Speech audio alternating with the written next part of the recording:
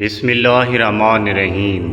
اس شخص سے بڑھ کر ظالم اور کون ہوگا جسے اس کے رب کی آیتوں کے ذریعے نصیحت کی جائے اور وہ ان سے منہ پھیر لے۔ ایسے مجرموں سے تو ہم ضرور انتقام لے کر رہیں گے۔ القرآن کریم۔ یہ دنیاوی زندگی کی عیش و عشرت تو کھیل تماشے کے سوا کچھ نہیں، اور جو لوگ اللہ کی ناراضگی سے ڈرتے ہوئے زندگی گزارتے ہیں ان کے لیے آخرت کا گھر اس سے کہیں زیادہ بہتر ہے۔ تو کیا پھر بھی تم لوگ عقل سے کام نہیں لیتے؟ القرآن کریم۔ جس دن تم اللہ کے حضور پیش کیے جاؤ گے تو تمہارا کوئی راز چھپ نہ سکے گا۔ اپنے نفس کی پاکی کے دعوے نہ کرو، وہی اللہ بہتر جانتا ہے کہ واقعی متقی کون ہے۔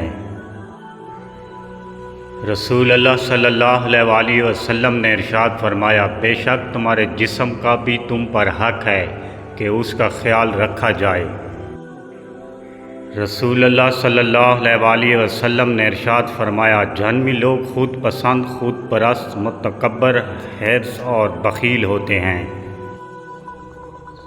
کہہ دیجئے کہ مجھے ہرگز کوئی اللہ سے بچا نہیں سکتا، اور میں ہرگز اس کے سوا کوئی جائے پناہ بھی پا نہیں سکتا۔ القرآن کریم۔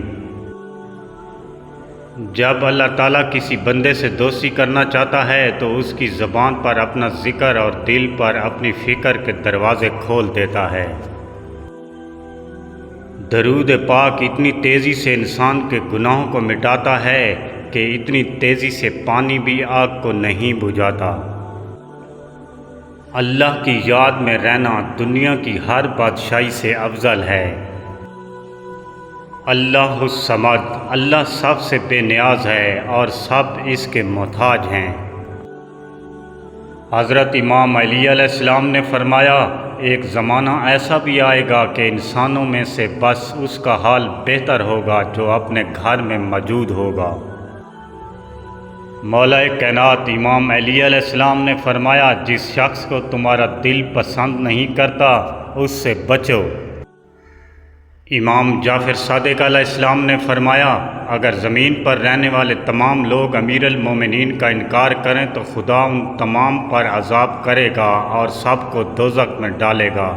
آخر میں گزارش ہے کہ چینل سبسکرائب کر دیجئے گا۔ اللہ نگہبان۔ دعا گو ساگر۔